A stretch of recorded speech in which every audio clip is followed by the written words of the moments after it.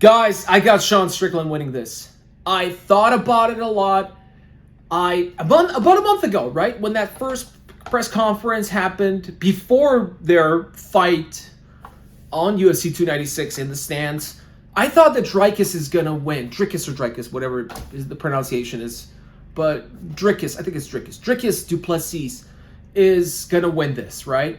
And I was just going with like some basic knowledge, like, okay, we know what Sean does, what he brings to the table, and how he fights. That does not, at the same time, you have to understand that just because he likes to fight standing up, that doesn't mean he doesn't know how to grapple, right? We saw him in training. He says it himself. I wrestle every day, guys.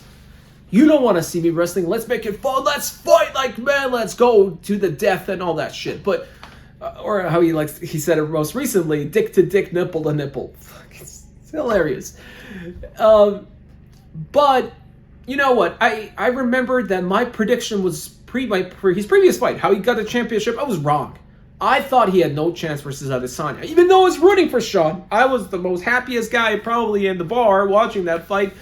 Saw Sean beat the shit out of Izzy. However, my prediction was Izzy. I didn't see a way for Sean to win, and yet he did it. And he beat him at his own game. Now, like you said, I didn't wrestle him. I could have beat him down on the ground, and you know what? He's not exaggerating. I kind of believe him in that sense too. And people said that. Sean, the only way for you to win is to take him down. He didn't take him down. He beat him at his own game. Now, he's fighting a different fighter. An atypical striker that fights out of, his striking is out of rhythm, right? That's what everybody says. It's unorthodox. The way he moves. He also applies pressure. He likes to go forward. He doesn't go back. Now, Sean, we saw him going back as well. He doesn't always push forward depending on the situation, but his style, he kind of has success either way. He finds a way to do damage going back and finds a way to do damage, of course, going forward. So, yes, we can say that, supposedly, presumably, the whole statement that is that, Dricus is better at grappling. So Dricus is going to take him down and he's going to submit him, and that's the end of the game.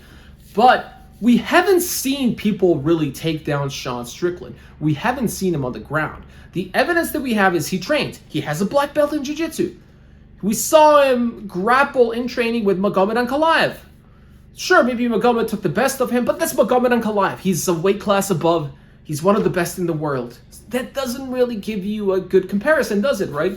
And it's training. It's not the actual match. So I feel like this match will be incredible. It will be great in all of its sense. And I don't think it's going to last short. It might go all to 5 rounds. Everybody says, oh yeah, it's going to be a finish one way or the other. I don't know about that. I'm not sure. Now, the cons for Dricus is that his cardio supposedly is not at that level of Sean Strickland. Just because I think he had a match with Derek Brunson and his cardio went out of the window in that match. But that doesn't mean it will happen again, and depends on what kind of shape and how he's entering this fight. Are they both fully ready? How fully ready they are, how uninjured they are or injured, we don't know really truly that. Every fighter goes through some kind of injury or something in a fight. You can never really prepare fully, be 100%. We learned that along the years. So that's one of those things. But I don't think it's that simple where, okay, Sean is just going to do his thing. The man dance, right? He's going to strike. He's going to get taken down, presumably, and lose the fight in the second, third fight. I, for some reason, have a feeling that Sean will win. I think, yes, he will do his thing. He will do his man dance. But I feel like that Dricus, as good as he is at grappling, is going to have a hard time taking Sean down. And even if he takes him down, we don't know that maybe Sean will get up easily. So I'm very excited for this fight. I think it's going to be a great fight. I think it's not going to end in the first round. I don't think it even is going to last in the second round. It might end in the third round. It might go the full 5 rounds. It might be a decision as well. But I think Sean will win this fight. That's my gut feeling. I bet it against him once. I'm not going to do it again. I'm going to go for Sean Strickland. That's my bet. And I have to say, I am rooting for Sean, but I kind of want also Dricus to win. I don't dislike Dricus.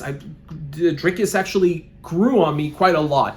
As a fighter, as a personality, and everything that I see so far, he's a great guy. I mean, he's a stand-up guy. He's got everything going. He's got a clear goal. He wants to be the champion.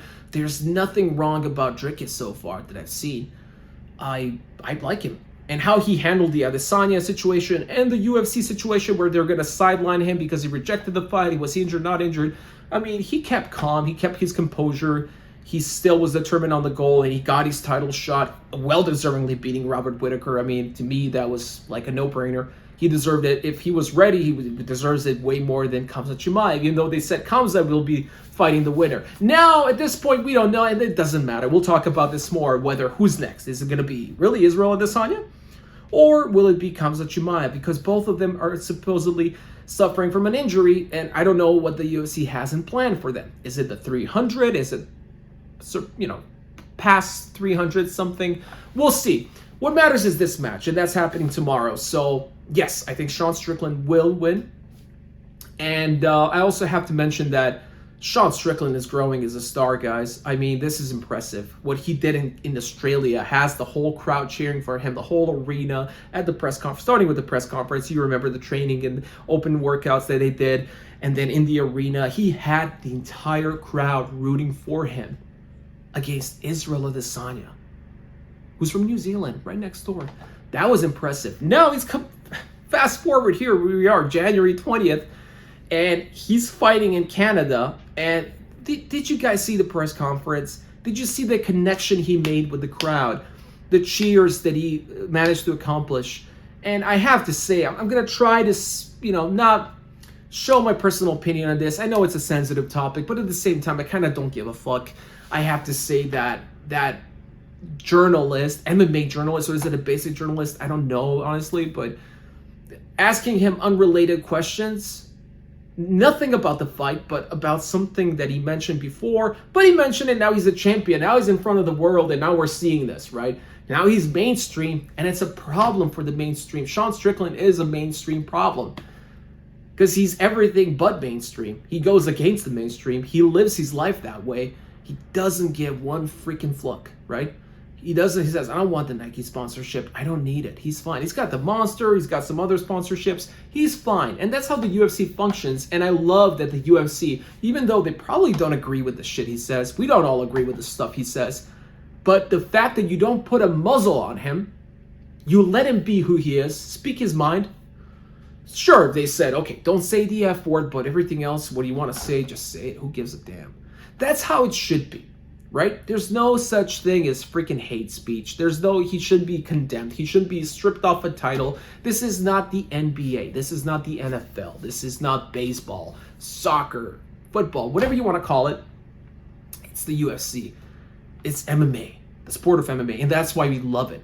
It's that level of special, especially the UFC, where the UFC says, the sponsor reaches out to UFC and says like, oh, you guys shouldn't be walking out with Trump. They're like, fuck you. Dana says, fuck you guys. I don't give a shit.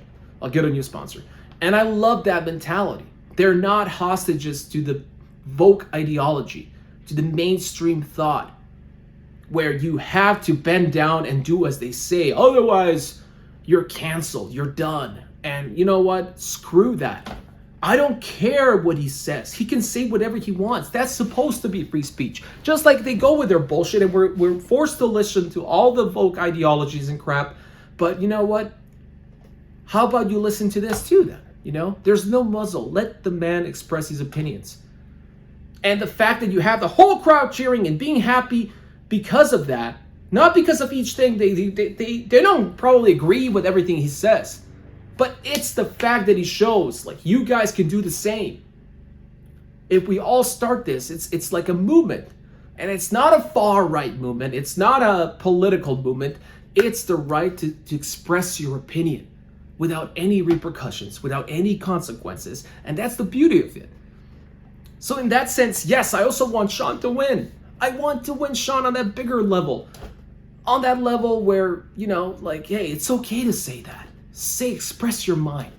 There's nothing, there should be nothing stopping you from speaking your mind, how you feel, as long as you're not hurting anybody. But I see that all the time. They're like, Oh, you're inciting violence. We hear that all the time. How is he inciting violence?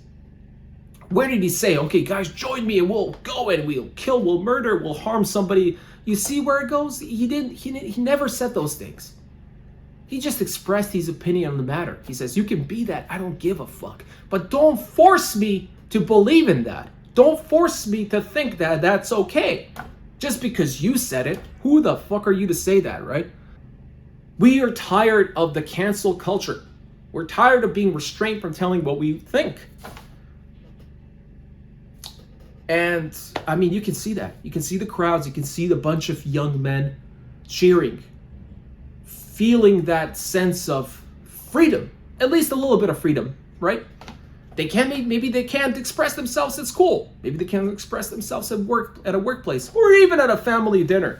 But the fact that they can enjoy a little bit of a press conference, an arena, an open stage where you can get together and just, be themselves. That's great. That's amazing. That's what makes us humans. We all have different opinions. We can express them. We don't have to hurt each other. We're not expressing anything to hurt anybody, but just to express your mind, express your feeling. And that's what Sean is talking about. That's all he says. Like, I personally, I think you're weak. That's it. He thinks you're weak. You can do it your way, but I think you're weak for it. Right? If you go down that route, you bend down, you're going to keep bending down. Anyways, that's my 2 cents. I think Sean Strickland wins. I'll see you in the next video. Let me know your prediction. And don't forget to subscribe to Octacage MMA.